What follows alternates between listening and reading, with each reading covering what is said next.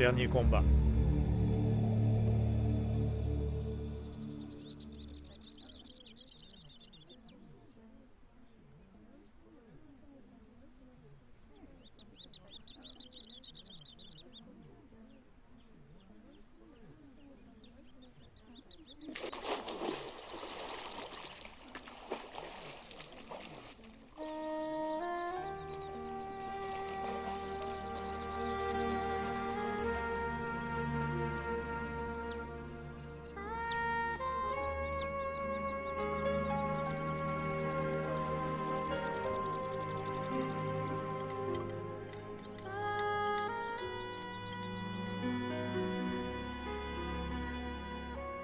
Oui, toutes les bonnes choses dans la vie ont une fin.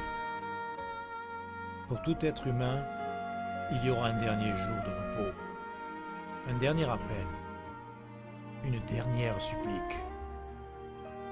Les hommes ne sauront pas voir cette dernière opportunité quand elle se présentera à eux.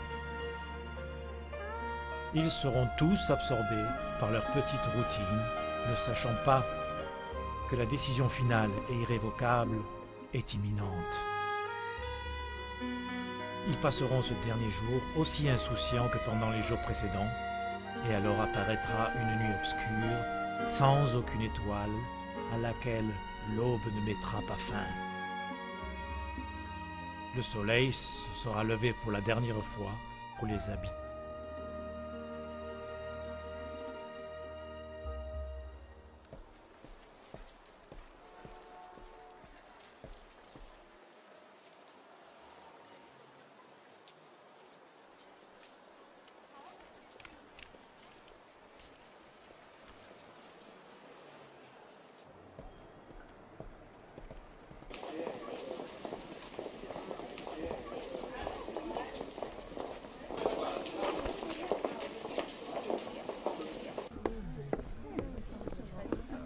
Hé les gars, vous avez vu ce qui s'est passé?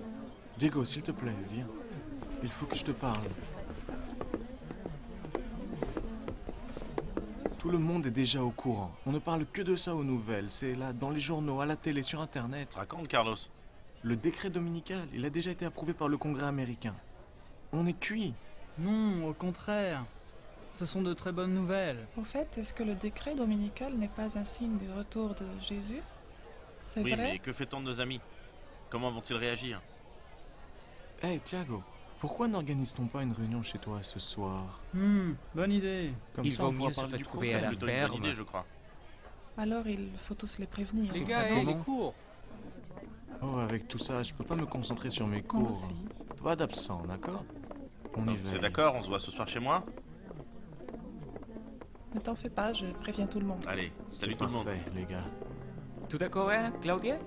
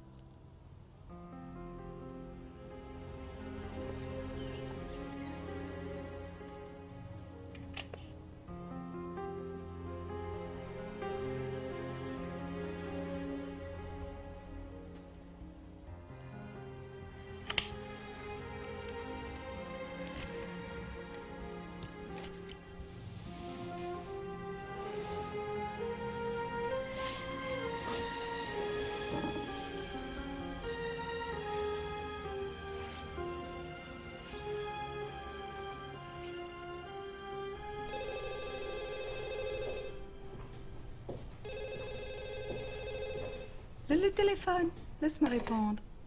Allô, un moment, s'il vous plaît. Allô?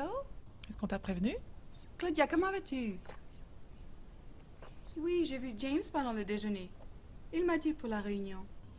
C'est très important que tu sois présent. On va étudier la question du décret dominical. Je pense que c'est arrivé hier. Mais les journaux n'en ont parlé que ce matin. Non, c'est simplement que personne ne va savoir quoi faire. C'est pourquoi on a décidé ça. Est-ce que le pasteur est au courant? Bien, le pasteur, je ne sais pas, mais je ne pense pas. Bien alors, je te vois ce soir. Ciao. Ciao, ciao.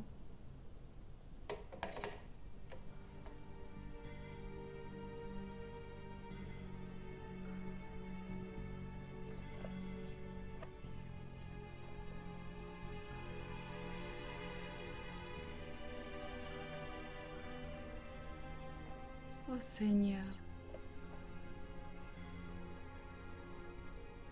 Je ne sais pas ce qui m'attend.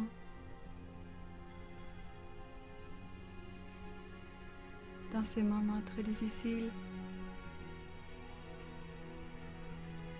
je ne prie pas pour moi-même.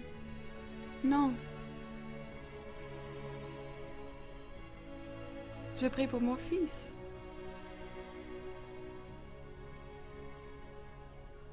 Si vulnérable, si beau. Il représente tout pour moi.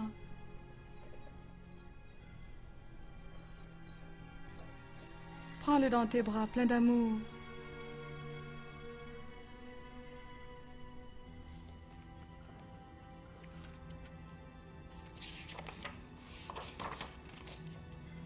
Je pense que j'ai prévenu tout le monde.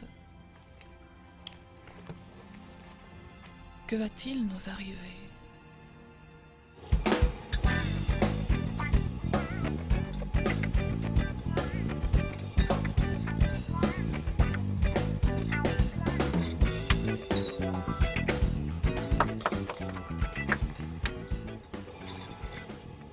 Lucas, c'est vraiment très important. Si j'étais à ta place, j'irais. Ne sois pas stupide, Beto. Parce que les Américains ont décidé d'observer le dimanche, plusieurs États d'Amérique appliquent déjà cette loi depuis des années. Oui, mais maintenant c'est national. Et ça va être copié par toutes les nations de la Terre. C'est prophétique et tu le sais. Lucas, il y a plus de 100 ans que Dieu a révélé que les États-Unis cesseraient d'être le pays de la liberté religieuse. La situation deviendra très difficile. C'est un non-sens. Le dimanche est observé dans le monde entier. Et cela ne représente pas une atteinte aux droits de l'homme. Mais maintenant c'est différent. Maintenant il y a une loi nationale qui oblige à observer le dimanche comme le jour du Seigneur. Personne ne peut travailler le dimanche. Personne.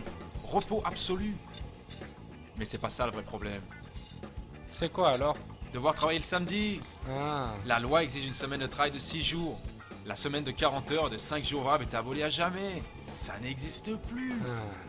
Tu as simplement peur de travailler plus, mon ami. Tu sais que ce n'est pas vrai. Je sais, je plaisante. Écoute, si tu changes d'avis, la réunion est à 8 heures, chez Thiago. Chez Thiago, Quoi, ça te pose un problème? c'est que... Je pense qu'il est trop fragile à mon goût. Souviens-toi, il y a des cicatrices qui restent toute la vie. Mais bon Dieu, rien n'est impossible.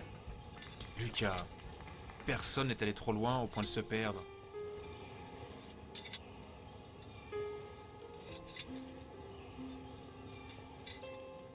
Lucas, tu devrais aller à cette réunion.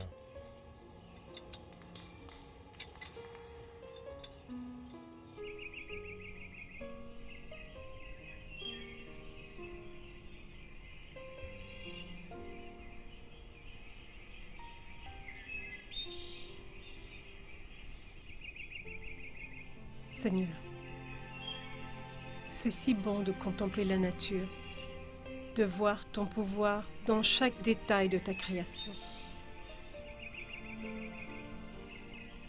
Mais aujourd'hui, je suis si préoccupée.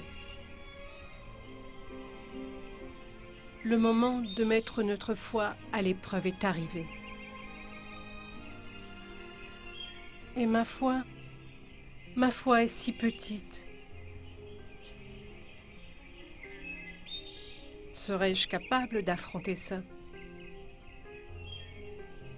Je suis heureuse, car ce décret qui ordonne que le dimanche soit observé est un signe de retour de Jésus. Nous avons attendu cela pendant des années. J'ai peur, Seigneur. J'ai peur de ma faiblesse, Donne-moi la force, Seigneur. Prends ma main. Protège mes amis et moi-même.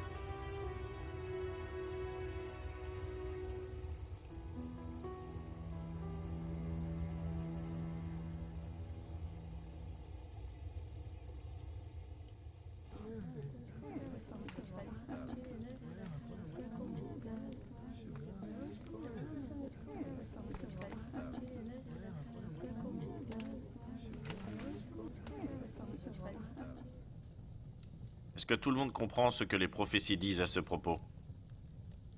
J'ai compris que le décret dominical que les États-Unis viennent d'adopter respecte une prophétie que Dieu nous donna il y a plus de 100 ans. Ok, ce que je ne comprends pas, c'est pas l'histoire du signe.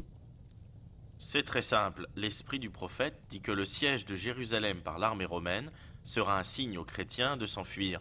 Le décret qui déclare l'observation du dimanche comme journée dominicale aux États-Unis sera le signe aux enfants de Dieu de quitter les grandes villes pour aller vers de plus petites. Ceci est une étape de préparation pour fuir la solidarité sur Terre et les endroits isolés. Ça me semble difficile à croire. Pourquoi dois-je m'enfuir si le décret a été adopté aux États-Unis? Nous sommes au Brésil. C'est parce que la prophétie nous assure que toutes les nations vont suivre l'exemple américain. Oui, vu la manière dont les Brésiliens imitent les Américains, tôt ou tard, cette loi sera appliquée ici. Les gars, c'est une question de foi. Dieu envoie un avertissement. Le temps est venu. Et seuls ceux qui croient voudront obéir. S'enfuir? C'est stupide.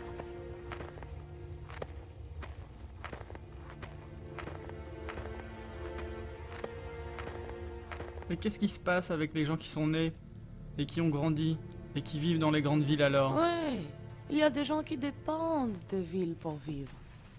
Leurs racines, leurs affaires, ils sont établis depuis des années.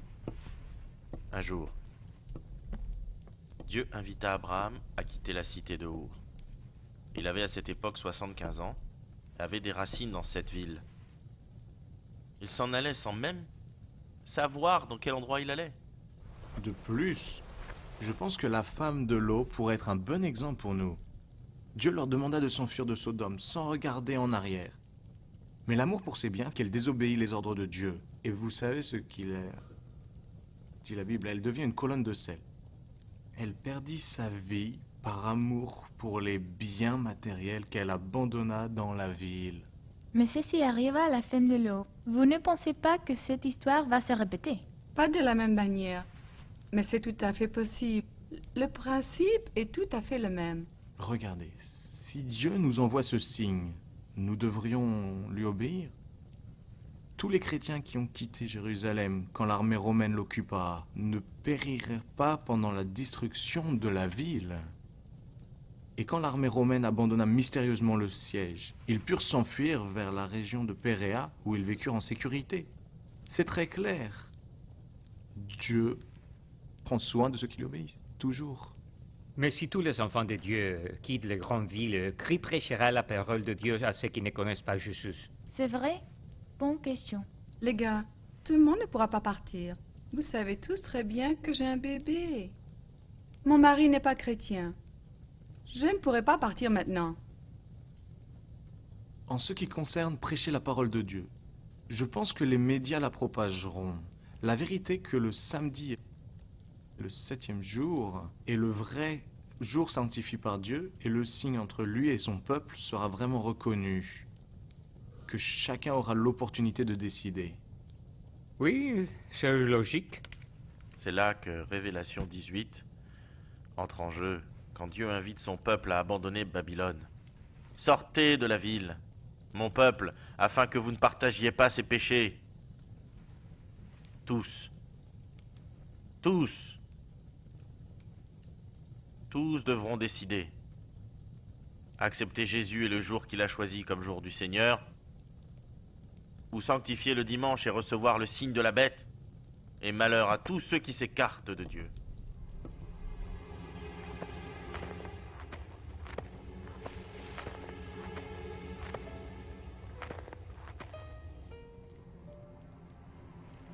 Ce n'est qu'un tas de bêtises. Tu connais tout ça, Lucas. Ma mère est une plaie. On ne dit pas ça. C'est pas mon truc. Je ne veux obéir qu'à Dieu. Les gars, les signes sont là. Il ne faut plus perdre de temps. Le confort, la maison, la voiture neuve, l'appartement, l'université. Qu'est-ce qui peut bien avoir de valeur comparé au royaume de Ce gars Dieu? est fou. Imaginez tout abandonner. Et pour faire quoi? Tu devrais faire pareil. Je ferais mieux de m'enfuir, sinon je suis un homme mort. Qui veut me suivre? Moi? Moi aussi. On doit s'organiser. Tu ne nous rejoins pas? Je ne pense pas. À mon avis, ce que vous faites est de la folie. Vous gaspillez toutes les opportunités de la vie. Gilbert. Je ne sais pas. Je suis un peu perdu. Je dois réfléchir. Je pense que je vais attendre aussi pour voir ce qui se passe. Après, je déciderai. Peut-être que rien de tout ce que vous dites n'arrivera. C'est vrai. Jusqu'à présent, je n'ai entendu qu'un tas de stupidités. Mais pourquoi? Parce que je pense que tout ceci est vraiment une affaire personnelle. Chacun doit décider. Cette affaire du samedi, de s'enfuir, du dimanche, c'est insensé. Mais Lucas, la prophétie parle de cela avec une grande clarté. Dieu nous a montré ce qui se passerait et la décision que nous devrions prendre. Et ceci fut pris il y a très Je n'en longtemps. crois pas mes oreilles. Nous sommes au XXIe siècle et vous me parlez de prophétie. Regardez, je suis dans une très bonne phase de ma vie. Et vous savez quoi? Je ne crois plus en la Bible. Tout est relatif. La vérité n'existe pas. Chaque groupe d'hommes crée sa propre vérité, c'est pourquoi chacun doit être évalué. Profitons de la vie, mes amis. La vie a été faite pour être vécue. Le monde ne va pas du tout finir. Il ne finit que pour ceux qui meurent. Vous ressemblez à un tas de vieux retraités qui n'ont rien d'autre à faire que de renifler la brise. Lucas. Tu ne devrais pas parler comme ça, tu sais. Pourquoi? Tu veux me faire taire?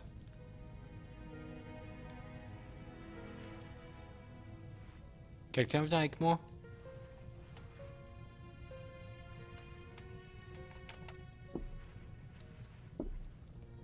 Et toi alors? Tu viens?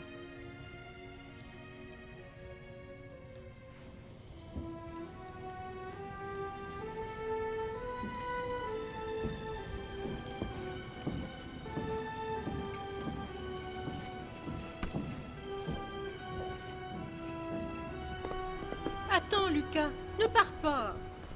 Je suis fatigué de toutes ces salades de religion.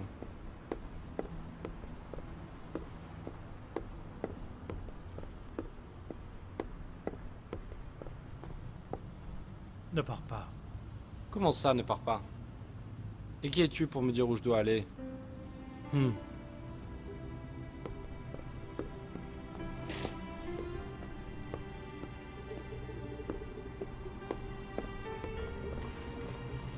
Tu crois que tu nous as piégés, petit malin? Allez, monte, vite.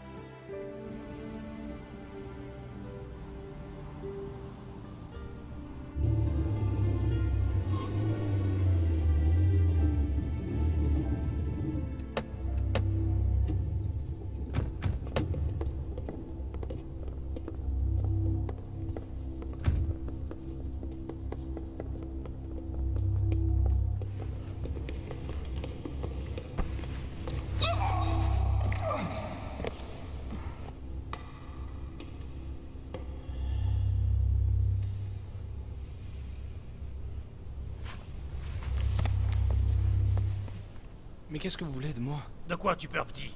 Quel est le problème? Ce n'est pas de ma faute. T'as vu combien nous sommes? Les autres ont été pris à cause de ton imbécilité. J'ai toujours dit que j'avais pas d'expérience. Si tu veux travailler avec nous, il faut être un homme. Qu'est-ce qu'on fait de lui, chef? Je ne sais pas. Je pense qu'on devrait le liquider. Je m'en occupe. Non, une minute. Donnons à cet idiot une autre chance. Une seule. À moins que tu préfères crever. Non. Alors je te charge d'une mission spéciale. Qu'en penses-tu? J'accepte. Voilà une bonne idée, petit. Celle-ci n'est pas aussi difficile que la première, mais elle est vraiment très importante. Une partie de notre marchandise a abouti par hasard dans des mains étrangères. Marchandise importante. Beaucoup de valeur. Tu vas le récupérer. Tout seul. D'accord? Maintenant, à toi d'attribuer l'importance et la sécurité que mérite cette mission. Voici un plan où est la marchandise. Donne-moi la clé. Tu y vas seul. En moto. Personne ne va suspecter cette petite face d'ange, hein? Allez, vas-y, et ne reviens que quand la mission sera terminée. T'as entendu le chef? Allez, Hein? grouille-toi, dégage!